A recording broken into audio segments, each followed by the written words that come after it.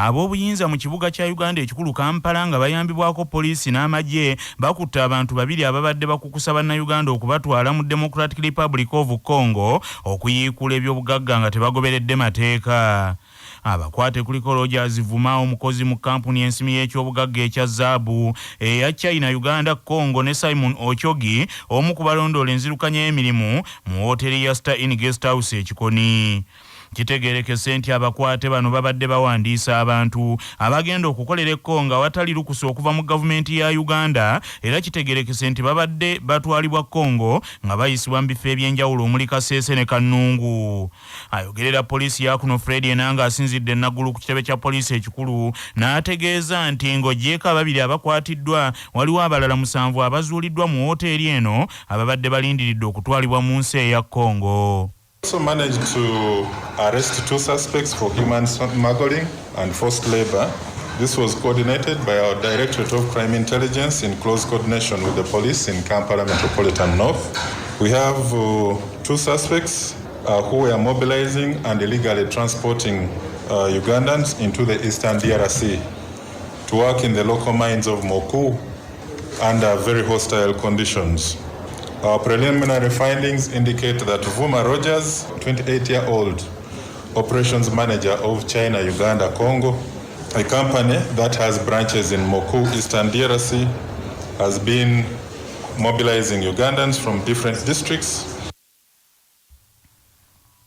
Ebyongo bitadde ku bbali poliisi ku kisaawe ky'ennyonyi Entebbe ekutta abavubuka babiri Kigundu Hajibu ne munne Paulo Mubiru ababadde batundira Ensenene mu nnyonyi ya Uganda namba wula 446 eyabadde eve Uganda okwolekera Dubai Sabiti ewedde. Enanga Fred agambye nti abadde kimenya mateeka ababiri bano okukozesa essimu okutambuza akatambi kano akabunye buli kanyomero ne wandibadde nga mu kusooka abavunaanyizibwa ku ntambula z'ennyonyi babadde babawadde oluusi okutambula n'ensenene zaabwe okugenda e Dubai. Now, instead of properly storing his luggage in the overhead bin or under the seat in front of him, Mubiru Paul opened his luggage and started vending the fried grasshoppers, which attracted scenes of excitement and also disrupted other passengers. The only sales allowed on planes and flights are those convenient items or food items that are carried out by the crew. So this illegal vending exercise was first of all not allowed on the plane. Nga Uganda yeteekerateekera okujjukira abantu abakoseddwa olunnabe lwa siriimu kattira mu nsi yonna abamu ku bawangaala n'akawuka akaleeta mukenenya bakukkulumye olw'engeri etteeka eryayisibwa paalamenti ku bulwadde bwa mukenenya gye liteekebwamu mu nkola nga lituuse n'okusibisa abantu abatalina musango. Bano bagamba nti etteeka lino liwa ebibonerezo ebikakali eri abavunaanibwa nga tebaweereddwa yadde omukisa okuwulirizibwa. Mu ngeri y'emu bano bakukkuluma olw'okwekanasa okukyaliwo mu Uganda nga bagamba nti kino kiviiriddeko obulwadde bwa mukenenya okweyongera mu Uganda olw'abamu okutya okwatula bwe bayimiridde ne bafundikira nga basiiza abalala obulwadde. Ebiwandiiko biraga nti Uganda erina abantu abawangaala n'akawuka ka mukenenya akakadde kamu emitwalo 40 nga abantu 20 bo tebamanyiddwa so nga obulwadde buno buli ku bitundu 6 ku buli 100. Uganda obulwadde bwa mukenenya bukyali waggulu okukira ebitundu ebirala nga buli ku bitundu wakati w'8 n'omwenda ku 100 naddala mu bawala n'abakyala ate nga abasajja be basinga okufa akawuka kano. Katikkiro wa Buganda ow'ekitiibwa kya Peter Mayiga yeeyamye mu maaso g'abeeno olunaku lw'eggulo ku misinde gy'amazaalibwa ga Kabaka ag'emyaka 66 mu Lubiri e Mengo nti Obuganda bumalirivu okukola kyonna ekyetaagisa okumalawo mukenenya mu Uganda. Ate omwaka guno ffe abasajja ffe tulina okuba abasaale mu kulwanyisa mukenenya nga tukuuma abaagalwa baffe nga tulowooza ku bannyaffe nga tulowooza ku bakyala baffe nga tulowooza ku bawala baffe nga tulowooza ku bassenga ffe abasajja nga ffe tukulembedde. Kabaka bw'ayogera ffenna tugamba nti weewaawo. Awo nno ku lw'obwakabaka bwa Buganda Mukama wange Ssaabasajja nkuwa obweyamo nti tusitukiddemu nga otukulembeddemu ogoba Mukenenya obutasukka omwaka ogw'2030 mu Bwakabaka bwa Buganda ne mu Uganda yonna. Abamu ku bantu abawangaala n'akawuka ka Mukenenya wano mu Uganda wamu ne bannamateeka abalwanirira eddembe lyabwe nga bakulembeddwamu Immaculate Ow'Omugisha ne William Matovu bagamba nti nga Uganda yeeteekerateekera okulwanyisa akawuka kano era erina n'okulwanyisa ekizibu ky'omwenyinyalo wamu n'okuboolebwa saako okuddamu okutunula mu mateeka agalumya abantu abalina akawuka. Prevention and Control Act ekyayeyongera okukriminalizinga okukolagana n'akawuka ka siriimu gy'eteeka liwo omusawo okubeera ng'asobola kudisclosinga status y'omuntu nga taweereddwa lukisa kuva wooli gwakebedde ate ekyo tulaba kireetako obutabanguko nnyo nnyo. Singa bawangala n'akawuka ka Mukenenya okusinga ddala okusomoza kwe tusinga okusanga okutusosola n'okutuboola mu community ze tuwangaaliramu. Okusomozebwa kuno kuva ku abantu obutamanya ku bikwatagana n'akawuka ka Mukenenya nti omuntu yenna bw'amira bulungi eddagala lye n'atuuka ku levels nga akawuka tekakyalabika mu musaayi kitegeeza tasobola kusiiga. Omukulembeze w'ekibiina ky'ebyobufuzi ekya National Unity Platform Robert Kyagulanyi Ssentamu Bobi Wine awanjagidde gavumenti ya kuneebeeko ne kyekolawo ku bantu b'e Kasese abattirwako abaabwe mu kittabantu ekyaliyo mu bitundu eby'e Kasese. Robert Kyagulanyi Ssentamu Bobi Wine bino wabyogeredde ng'emyaka giweze 5 bukyanga abantu abasukka mu 10 battibwa e Kasese mu mwaka 2016 nga 26 na 27 Novemba amagye bwe gazinda olubiri lw'omusingo wa Lwenzululu kyaziwezire mu mbere. Mu lukuŋŋaana lwa bannamawulire olutudde ku kitebe kya Nuupu e Kamwokya, Robert Kyagulanyi Ssentamu Bobi Wine ategeezezza nti kikwasa ennaku okulaba ng'abantu battibwa naye nga n'okutuuka kaakano abattibwa tebafunanga bwenkanya nga n'abandi bakyalina mu makomera baggalirwa. Robert Kyagulanyi Ssentamu Bobi Wine agambye nti gavumenti ya Uganda bw'ebanga erwanirira eddembe ly'obuntu ewa abantu b'e Kasese obwenkanya naddala ku bantu baabwe abali mu makomera. Era bangi bakyali mukomera nate ekisinga okulaga obujozi Charles Wesley Mumbere akyali mukomera takkirizibwa yadde ogenda okulaba ku bantu be kati bebyo tumanyi nti one day byonna bakoze banna Uganda bonna bajja kubisasulira one day kambe kinzo okutwala akabanga naye olunaku lujja kukya. Robert Kyagulanyi Ssentamu Bobi Wine mu ngeri y'emu agambye nti ng'ekibiina ekya National Unity Platform bataddewo akakiiko ak'ekyama katandika okunoonyereza ku kittabantu ekyaliwo mu Novemba w'omwaka oguyise omwafiira abantu abasukka 50 era nti bonna abaali mu mbeera eyo wakati mu kwekalakaasa okwaliwo nga bamukutte balina okutwalibwa mu kkooti y'ensi yonna. Manya obuvuna obuddo obw'eddembe lyo tonyigirizibwa ddembe lyo ery'obwebange. Kimenya mateeka omukozesa okusala ku ssente z'omukozi ng'omukozi takkiriza nga munnamateeka Judy Mbabaalibwa nnyonnyola. Omukozesa takkirizibwa kusala ssente yonna ku musaala gwa mukozi. Katugambe abakozi bayinza okuba nga beekolamu omulimu ne bagamba nti munnaabwe bwafa oba bw'aba agenda okukola embaga oba bw'afuna ekizibu kyonna bamuyambako. Ezo ssente tezikkirizibwa kuggyibwa ku musaala gwa mukozi okuggyako ng'omukozi oyo akikoze mu buwandiike n'akkiriza mukama we okumusalangako ssente. Ne bwe ziba ssente endala zonna oba za kusonda ki oba ki, essente z'omukozi tezikkirizibwa kusalwako. Abakulembeze mu disitulikiti y'e Amuru batandise ebikwekweto ku bakungu mu gavumenti eyawakati abakozesa olukujjukujju ne balya ensimbi ez'emyoga nga bakozesa nnamba z'essimu ezitakwatagana n'amannya g'abo abeetaaga ensimbi. Obukumpanya buno businze kweyolekera mu bannabibiina abali mu mirimu gy'okuvuga takisi, abagoba ba bodaboda wamu n'abalala. Amyuka omubaka wa pulezidenti atuula mu disitulikiti y'e Amuru Augustine Omodo asinzidde mu nsinkano n'ebitongole eby'obwannakyewa ebitakabanira obwanjulukufu n'ategeeza nti abali mu kuvumaganya enteekateeka ya gavumenti eno bagenda kukwatibwa baggalirwe era bavunaanibwe emisango kubanga obujulizi obuliwo bumala okubasingisa emisango. We are going to sit with the cow and the district chairman and the deck, and we shall go for monitoring to find, and we will confirm the commercial officer will be held responsible for having altered the names of the beneficiaries. For example, it is not us, the administration, who are supposed to change this issue of names. But since we have got those cases, we are going to handle in a thorough manner.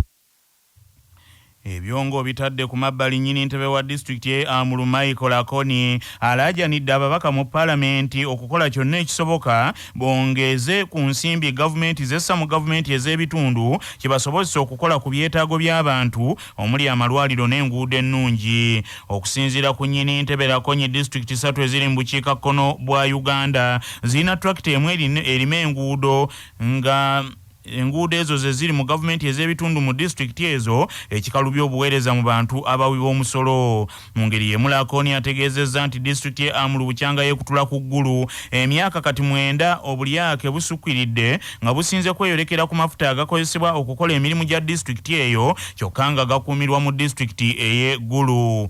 Lakonya ategeezezza nti enkola ey'okuteeka amafuta mu mmotoka zino n'amafuta aganaakola emirimu mu district ye Amuru okuva eggulu eviiriddeko abakozi bangi okubba ensimbi za gavumenti okwebulankanya ku mirimu. Bw'atyo n'asaba gavumenti etunule mu nsonga za kampuni z'amafuta eziri eggulu ziteeke agamu ku masundiro gaazo ag'amafuta mu Amuru olw'obuweereza obulungi. Kampuni eya Medicand Molecular Laboratory ngeri wamu ne banywanyi baayo aba Medical Support Sweden saako Ampuke ya Uganda bawadde abakozi ba leedi eno Kyabasa mujugumiza ggwanga masiki 2,000 ziyambeko mu kwetangira ekirwadde lumiima mawuggwe ekifuuse essaanya okwetooloola ensi yonna. Bw'abadde ng'awaayo masiki zino eri akulira ebiweerezebwa ku mpewo za leediyo Kyabasa Haji Abe Mukiibi 63 Ssenkulu wa Medicand Molecular Laboratory Dr. Kizza Martin Ssemambo agambye nti kino baakukikola okwetooloola ebitongole ne kampuni ezitali zimu kyokka n'asaba abantu okugenda okwegemesa lumiima mawuggwe okwongera okwetangira ekirwadde kino. Munnamitiana Dr. Kizza Martin Ssemambo yeebazizza laadiyo Kyabasa olw'enkolagana ennungi ne kampuni zaabwe gy'agamba nti etaddewo ettaffaali ddene ddala mu kulwanyisa ekirwadde kino. Tuwaddeyo masiki 2,000 eri rediyo ya Ssaabasajja Kabaka okulaba nti ate bazeeyambisa abo bonna abagenda okusaka amawulire ag'enjawulo mu studio nga bakyazza abagenyi ab'enjawulo okulaba nga bakozesa masiki zino.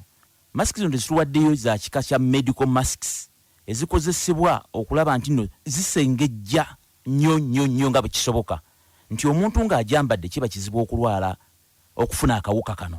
N'olwekyo tubasaba muzikozese nga bwe kisoboka. Akulira ebiweerezebwa ku mpewo za laadiyo Kyabasa Haji Abe Mukiibi 63 yeebazizza kampuni eno ekulembeddwamu munnamitiana Dr. Kizza Martin Ssemambo olw'okulowooza ku laadiyo Kyabasa n'agamba nti nga bayita ku laadiyo y'abeene bajja kugenda mu maaso n'okukubiriza abantu okwetangira lumiima mawuggwe. Aba Medical Molecular Laboratories olwa masks ze batuwadde wano ku CBS twongera naffe okukatiriza ensonga y'okulwanyisa obulwadde bwa COVID n'abantu okwongera okwegema n'okugobera SOPs.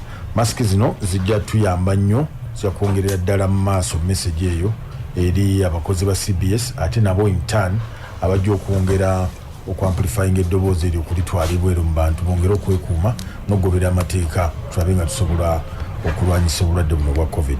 Era abantu bongera obbagamba nti abantu beegeme engeri yokka gye tujja okusobola okuddamu eggwanga okugulwawo nga ffenna twegemye.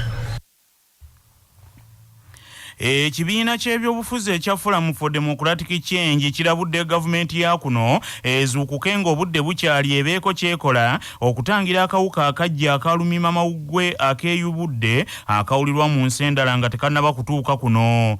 Ekibiina ky'FDC kigamba nti akawuka kano akeeyubudde bwe kaba nga kali South Africa kaba kali kumpi nnyo ne Uganda ng'obudde bwonna kayinza okutuuka kuno.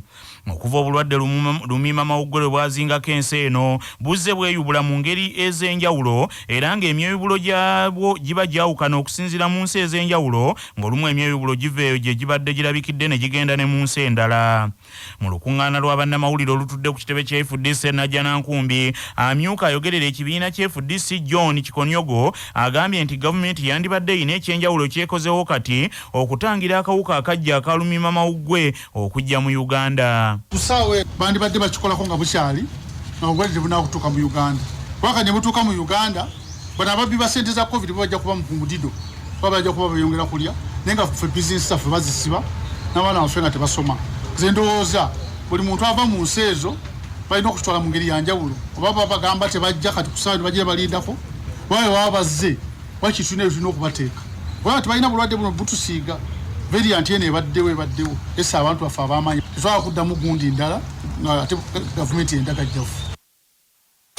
Amawulire g'ebyemizannyo mu mawulire gaffe agacya Basafama gakutuusibwako pikipiki TVS 125 eyajja okugobako obwavu kati nno gyeyune okuva mu Yuvraj ebbanda.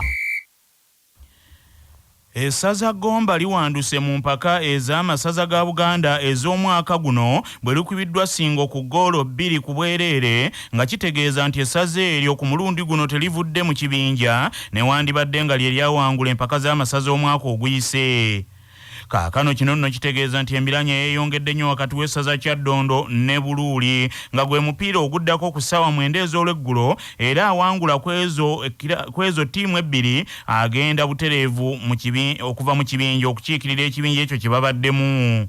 Singo kaakano yeekulembedde ekibinja Masengere n'obubonero 6 mu mipiira 4 eddiriddwa Buluuli n'obubonero 5 mu mipiira 3 olwo Kyaddondo eri mu kyakusatu n'obubonero 4 mu mipiira 3 oluvannyuma lw'okusalibwako obubonero 3 mu mupiira gwe yazannya ne Kabula olw'okuzannyisa omuzannyo omukyamu. Kitegeeza nti kaakano ttiimu 3 Singo, Buluuli ne Kyaddondo zonsatule buli emu ku zo ekyali n'omukisa okuyitawo okuva mu kibinja. Kabula ne Gomba bo bawanduse edda awatali kuwannaanya mu mpaka zino ez'amasaza oluvannyuma lw'okumalayo emipiira gyabwe nga Kabula yawandukidde ku bubonero 4 nga ne Gomba naye bwe bubonero bwewandukiddeko nga bano Gomba be bawangula empaka ez'omwaka oguyise. Ebyonga bikyali awo ttiimu ya Uganda ey'omuzannyo gwa basketball ya Uganda Silverbacks ekomekkereza omwetooloolo ogusooka ogw'empaka za FIBA Basketball World Cup Qualifiers eziyindira mu Angola n'obubonero 4. Uganda Silverbacks mu muzannyo ogusembayo ekubiddwa Nigeria obugoba 9-5 ku 69. Mu mizannyo egyasoose Uganda yakubye Cape Verde obugoba 7-7 ku 7-4 ate Mali n'ekuba Uganda mu kuggulawo ku bugoba 7-6 ku 6-6. Bannaffe amawulire ag'essaawa eno kanga malirize mu bufunze. Ab'obuyinza mu kibuga Kampala nga bayambibwako poliisi n'amagye bakutte abantu 2 nga bano babadde bakukusa bannayuganda okubatwala Democratic Republic of Congo okuyiikula ekyobugagga ekya zaabu n'ebirala nga tebagoberedde mateeka era nga bano kigambibwa nti abantu be babadde bakukusa babadde babayisa Kasese ne Kanungu. Omukulembeze w'ekibiina ekya National Unity Platform Robert Kyagulanyi Ssentamu Bobi Wine awanjagidde gavumenti yakuno ebeeko ne kyekolawo ku bantu b'e Kasese abattirwa abantu baabwe mu bulumbaganyo bwakolebwa emyaka 5 egiyise amagye bwe gaazinda olubiri lw'omusinga nga 26 na 27 Novemba mu 2016. Kampuni ya Medical Molecular Laboratory ekulemberwa munnamitiana Dr. Kizza Martin Ssemambo ngeri wamu n'aba medical support ye Sweden wamu n'aba ampuke ya Uganda bawadde abakozi ba CBS maski ezisukka mu 2,000 zibayambeko mu kwetangira lumiima mawuggwe. Bannaffe amawulire ag'essaawa eno bwe gatyo bwe gagenze tova ku laadiyo ey'obujjajja.